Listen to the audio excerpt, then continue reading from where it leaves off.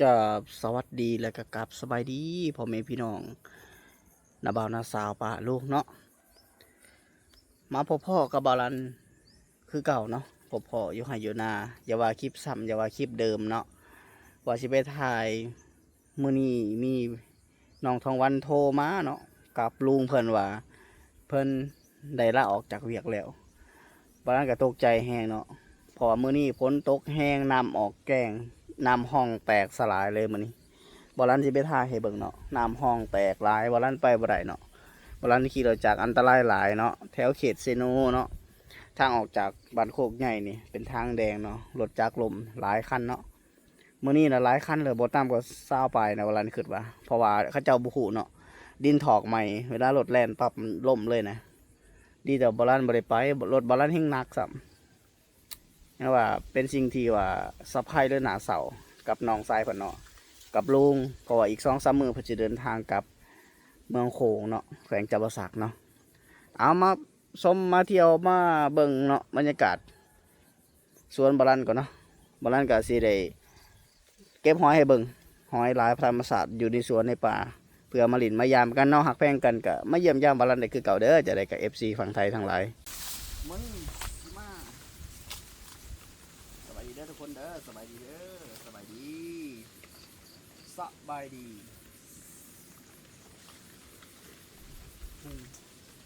มันใหญ่หน่อยใหญ่เลยลกอันนี้กันอย่าได้มันต้องเอาออกได้กวางต้นต้องเอาออกพี่น้องขออนุญาตเด้อ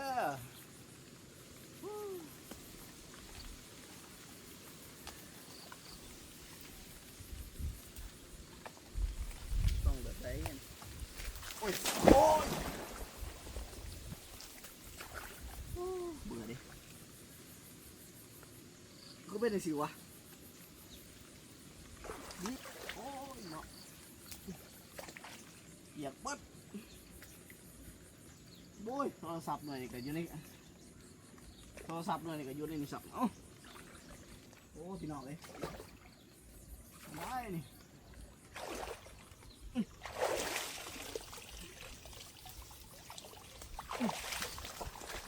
นะ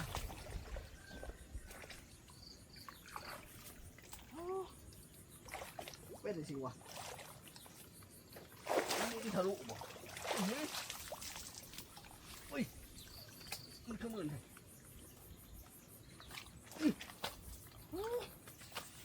พี่น้องเอ้ย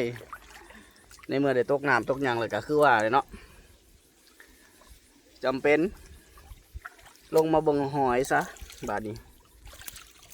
มีอยู่บ่หอยพี่น้องเอ้ยมาเบิ่งกันบ่มีไผลงมาเบิ่งมายามอ้าหอยหน่วยใหญ่อีหลี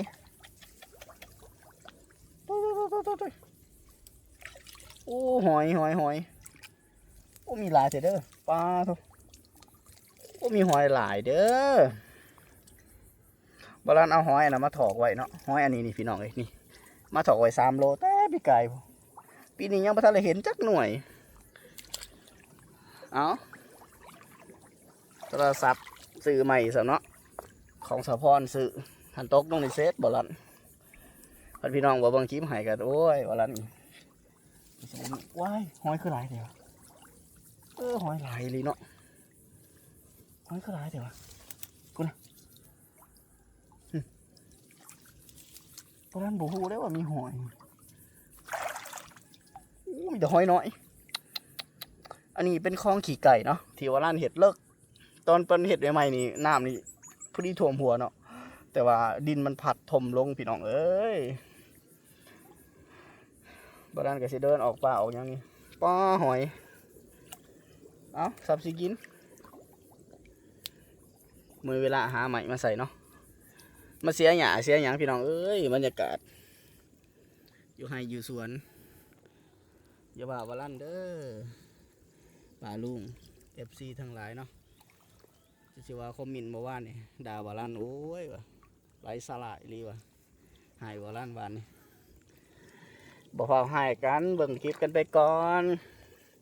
ข คันเป็น FC ตัวยุงกะเบิ่งเนาะกดไลค์คอมเมนต์แนะนำเบาลั่นก็ได้ช่วงฝนตกจะเห็นใจกันในทีเนาะคือว่าแหละเห็นใจแน่ช่วงฝนตกคือว่าแหละจะสิไปถ่ายใส่เห็นใจกันก่อนเนาะจะได้กันปลาหอยลายหรือพี่น้องเลยช่วงฝนตกบอลนั่นก็อยากถ่ายทุกบอลเลยเสียจะได้มันก็สุดวิสัยยังก็พี่ลึกอีหลีทุกคนเลย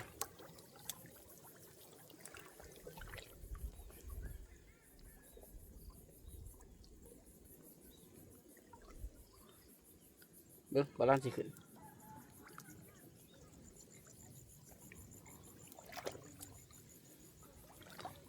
ถูกพี่ลึกมันเป็นอย่างนี้บอลนั่นยังกลับขึ้นก่อนคลองนี่คลองมันเลิกโอ้ยขึ้นน้ำได้เดี๋ยวบอลลันหูแล้วบอลลันสีหาใหม่มาถูกก่อนนี่หอยสืดย่างหอยอยู่ขันอยู่ประเทศไทยขายได้หลายได้นะหอยนี่เนาะพี่น้องป้าตัวมันนี่ลงมาสำรวจเบิ้งย่างผ่านป่าเลยย่างบ่ได้บ่เป็นว่าอยากลงน้ำลงในดอกย่างผ่านป่าเลยบ่ได้หญ้าหลายหญ้าน้ำนะโอ้ขักไอ้ดิน้ำสะอาดได้น้ำเป็นน้ำที่ว่าฝนตกป้าหอยอย่างนี้เบิ้งสิดึงขึ้นให้เบิ้งโอ้มีแต่หอยน้อยเต็มเบิดโอ้โหว่ายน้ำหอยลายดิ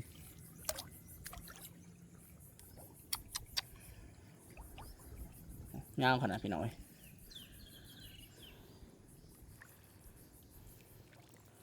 ธรรมศาสตร์บ้านบาลันบ้านก็มีเรือนบ่ทุกคน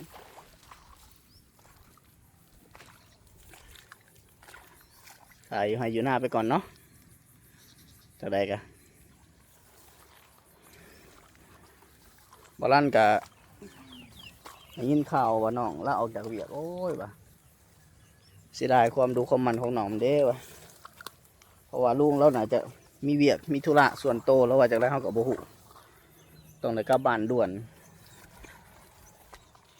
กลับด่วนเพราะร้านอยู่บ่ได้เนาะต้องได้กลับน้ำสินะน้องทองวันต้องได้กลับน้ลุงเนี่ยก็อยากได้เวียกกับโบมีโอ้ยวะพอร้านก็กำลังสิไปสั่งจำได้วันนี้นะพี่น้องเลยก็เราสิไปส่งเสริมน้องเพิ่นขาดโอกาสแล้วในขั้นเพิ่นบ่อยู่2-3 มื้อแล้วก็เมื่อบาลันก็กลับมาอยู่น้ำบาลันก็ได้เอามาอยู่น้ำก็ได้เห็ดเวียกน้ำบาลันก็ได้มาอยู่เพื่อนก่อนตำอิดเนาะเพราะว่าบาลันกำลังสั่งเพื่อนแล้วไก่สิแล้วเลยแหละมาอยู่ให้อยู่หน้าก็ได้ไฟฟ้าครบตู้เย็นเตาอบยังครบเบิดนะซ้ำหาใส่เบ็ดกบนี่ปลานี่น้องสากับมิอยากจะกินนะให้เพิ่นมาหน่อยเด้อพี่น้องไปคอมเมนต์จากช่องน้องละตีน้องพามีบ่าวพามีหลายๆน้องที่ไปถ่ายเพิ่นเนาะบอกเพิ่นมาอยู่น้ำบาลันก็ได้อยู่หน้าเนี่ยก็มีครบเบิดเนาะไฟฟ้าบ่ต้องย่านเนาะพอบาลันนี่หน้าตีนบ้านกำลังว่าออกพรรษาว่าสิขึ้นเลยเนาะนี่ว่าเสียดายอยู่เดี๋ยวนี้เฮ็ดจังได๋เด้วะได้ยินข่าวพี่น้องว่าแนวใดพี่น้องให้มาอยู่บ่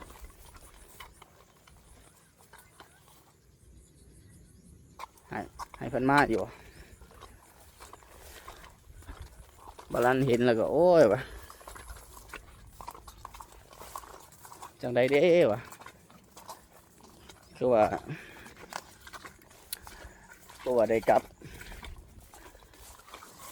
ออกจากเวียกสิกลับไว้แทนนะวันนั้นเราสิไปมื้อนี้กับฝนตกอีกเลยโอ้ยตกแห้งตกว่าเสียดายเด้วะโอกาสกำลังสิมีน้องค่ะว่าสิไปถ่ายอย่างไผมาหอกโกกงัวกะมื้อนี้ก็โทรหาบ่าวพามิวะผู้จักก็บอกว่าน้องไส้เพิ่นออกจากเวียกแล้ววะน้องเพิ่นก็ยังบ่ฮู้เนาะโอ้วะโทรไปพอดีน้องเพิ่นกำลังขี่รถเข้าไปเพราะว่าน้องเพิ่นท้องวันกับลุงได้ไปอันนั้นพักผ่อนอยู่เพื่อนเสาแหล่น้องแหล่น้องผู้วงก่อนเพราะว่าจะสิไปพากันลงไปไต่เมื่อบ้านแล้วก็สิมาสู่คอกันทีหลังนะว่าแล้วเนาะเป็นจะไหนคือว่าออกจากเวียกไวขนาดเนาะคือว่าไม่กินได้อยากกระโบอึดแบบทีมงานหนองพามีหนองลาตีหนองทงหนองสาเนาะสาวผู้วงก็อบอุ่นดีอยู่นะแบบไปตลอดอุปถัมภ์ดีอยู่นะภาษาวาลันเบิกเนาะการกินกันอยู่ก็โอ้อิ่มเต็มที่กินแสบกินนัวใช่จะเสียวันอะไรจะแพงก็ได้เมื่อกระทันหันเนาะพี่น้องเอ้ยโบเหตุการณ์เป็นจะไดเรื่องราวต่างๆเมื่ออื่นนี่แหละบอลันเราสิไปเบิ่งก่อนยังได้ก็คือออกกระทันหันแถวออกแบบแปลก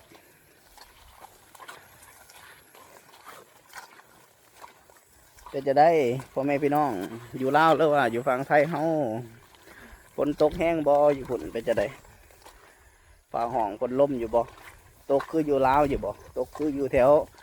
สวรรค์ในเขตอยู่บ่ทางบาลันนี่ตกบัดมือบัดคืนเนาะลมแถวลมบ่าโอ้ยว่าจนอันนี้เป็นลมเลยพี่น้องเลยหยุดผ่าหยุดฝนบ่ได้เนาะตกก็ต้องได้ทำใจเพื่อนพี่น้องเลยทำใจอยู่นะเพิ่นวันนั้นเราสิพยายามตอนนี้พุ่นน้ำเอาแกงแห้งบ่สิพยายามเบิ่งเป็นจังไดบิดว่าสิเอาปลาอะไรไปต่อหนองพามีหมู่บ้านนี่กับถั่วลิสงถั่วดินแต่ว่าบักถั่วดินบ่มีซ้ำอยู่ในสวนไม่เผาไปเบิ่งวันก็เลยมื้อนี้บ่ได้ไปอีกฝนตกบัดมื้อบัดคืนเวลานี้ก็อุกเดี๋ยวไปถ่ายคลิปเห็นจังได FC สิบ่หลงเบิดละบ่สิบ่ลืมเบิดละบ่ญาติผมแม่พี่น้องน้าบ่าวน้าสาวป้าลุงลืมเบิดละบ่จักอย่าลืมกันนะเนาะข่าวลืมกันเด้อจะอะไรกันกันหักยังแพงกันกับเบิ้งติดตามกันต่อไปเนี่ย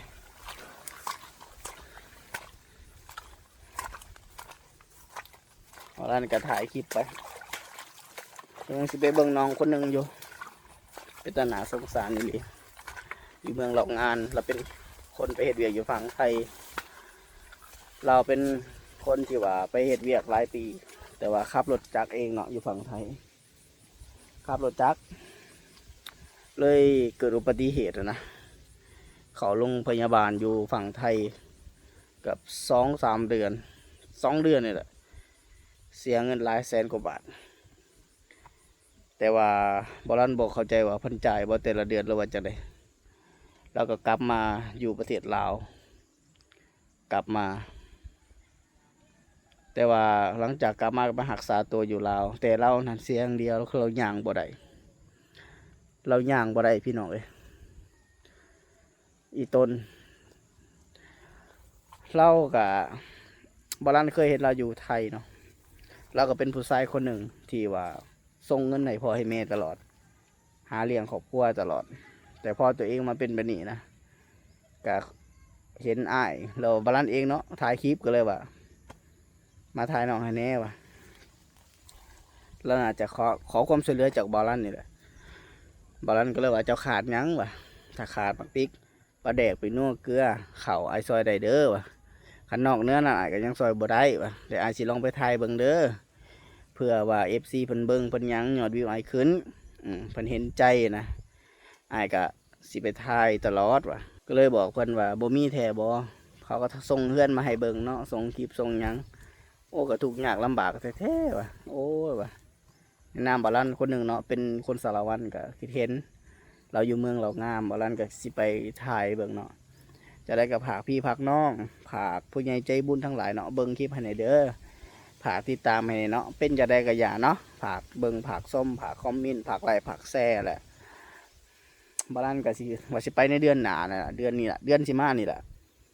เดือน10นี่แหละน่าจะกลางเดือนบาลันสิไปหลังจากไปเฮ็ดเวียกอยู่ภาคใต้แล้วก็สิไปเลยสิแวะไปทางเมืองเหล่างามเลยนะบาลันก็สิจบคลิปเพียงนี้เนาะจะหน่อยว่าเบาร้ายถ่ายร้ายFCทางผู้เบิ่งจะว่าไรสาระสินะบาลันก็อายรู้สึกว่าจักเจ็ดจังไดเนาะ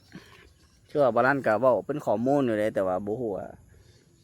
การฟังหรือว่าการความเข้าใจของเพิ่นเป็นอะไรเนาะแต่ว่าเขาขอบใจที่แนะนำบาลันก็สิเอาไปเป็นแบบอย่างว่าแนะนำบาลันให้เบิ่งคนนี้เบิ่งคนนั้นเป็นแบบอย่างเด้อการเป็นสะพานบุญแมนบาลันก็ขอบใจเนาะคือว่าแหละเวลาที่เฮาบ่ได้ไปใส่เฮาบ่ได้ออกไปเดินทางไปทางใดเฮาก็สิมานี่เนาะพี่น้องเนาะมาให้มาหน้าสินะมาสวนมาหยังนะก็ถ่ายสิแล้วถ่ายให้เบิ่งสินะอันใดที่ว่าพอเบิ่งพอส้มก็ได้ก็เบิ่งเนาะจะได้ก็บาลันก็สิกราบคำว่าสบายดีลาก่อนเนาะคลิปนี้ก็สิเบิดเท่านี้เด้อจะได้ก็ขอบใจสาธุ